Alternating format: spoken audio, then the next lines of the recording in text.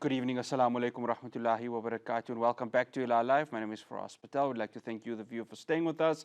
I'd also like to thank my colleague Lukman Shadrach for taking you through that first part of the show.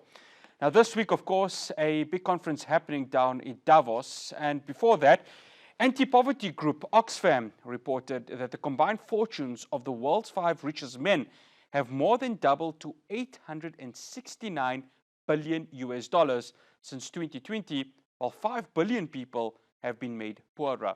This report, which comes as the business elites gather this week for the annual World Economic Forum meeting, found that a billionaire is now either running or is the main shareholder of 7 of the 10 world's biggest companies. Now, that puts into question whether events like this can address the growing inequality in the world and whether developed and developing nations can find a way in making this happen. Joining us now to discuss this, I'd like to welcome Stanlib Chief Economist Kevin Lings. Kevin, good day. Thank you so much for joining us. Hi, good day. Thanks for the invite. No, it's an absolute pleasure. Kevin, Davos World Economic Forum, is it just another lovely trip for the elite to go away to this countryside of Switzerland in the snow, or is there going to be real meaningful conversations for these next few days? Unfortunately, I'm a little bit jaded with these forums. I don't think they really change much. If you look at it over many, many years now, the World Economic Forum has been in place for decades. And obviously, the discussions are useful in the sense that it allows for a communication of ideas. It allows for an interaction between various countries. And anytime there is communication, that's a good thing. But does it result in a significant change in policy, change in approach between countries? I would say not really. I think it ends up being a high-level social event, a networking event. It's good for the people participating. They can maybe establish broader business links. Various governments try and put forward their ideas for their own country to try and possibly attract some foreign investment. But on the whole, I don't think it changes things significantly. And we certainly haven't seen, if I look at South Africa, any real uplift as a consequence of us attending the World Economic Forum now for many years. I'm going to touch on Team South Africa and, of course, what they're going to be trying to sell to certain investors. Kevin, within this report, Oxfam spoke of the possibility of the first trillionaire. Yes, trillionaire. And I was quite shocked when I saw this, and of course I heard it on the radio also.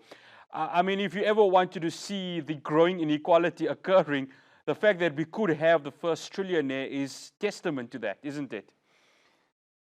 That's right. I mean, the inequality increases at an alarming pace, obviously highly concentrated wealth, if you like, and it's entirely feasible that we do fairly shortly end up with somebody who's worth $1 trillion.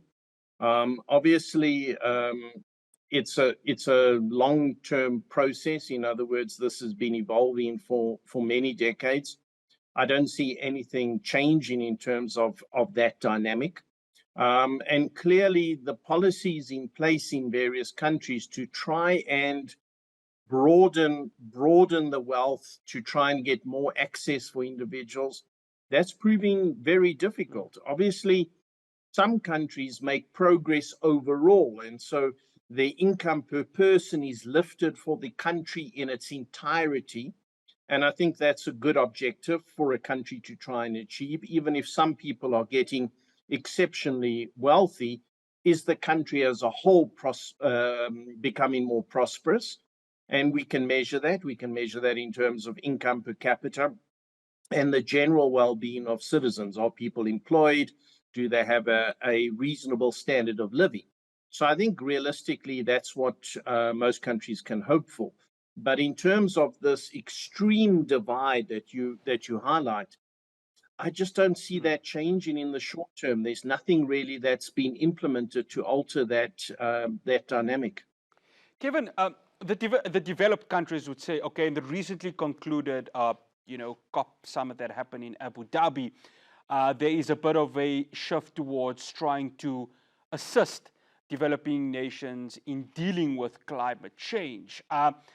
Is that some sort of a small light at the end of the tunnel that you could see this potential climate change sort of money being given to these developing countries to assist them there, and this could translate maybe into more money being spent for developing nations now, not just for climate or dealing with climate change in their respective countries, but of course also the enhancement of their respective economies?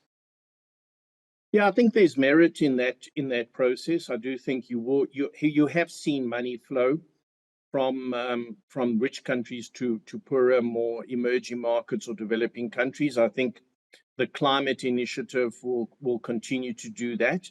And I think a lot of that money will be used appropriately in order to reform the climate environment. Does that result in a broad-based uplift of a number of developing countries? You'd have to be skeptical. There's a lot more that has to go on in order to get that to be achieved. But I guess in a small way, it is some support.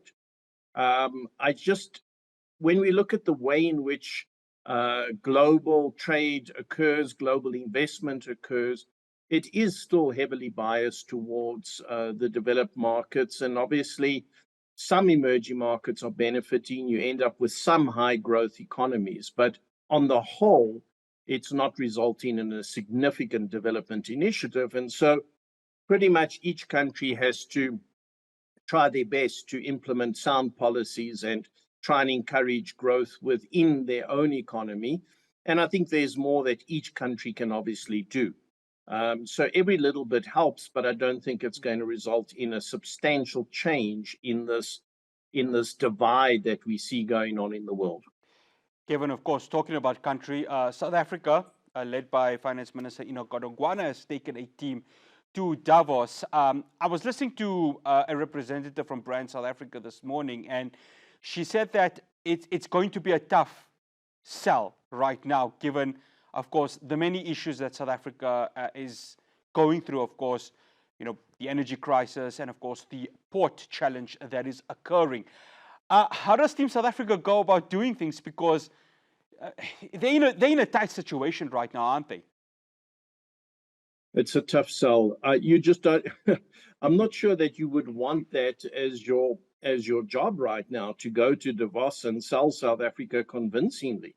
The difficulty, I think, is that we've got what we call binding constraints. We've got a range of restrictions on South Africa that it's difficult to move the country forward until we relieve those constraints. The most obvious is electricity, and we are doing some development work to get us into a better position. And I think that will happen more over the next year, 2 years. I think hopefully we'll get rid of load shedding in that time.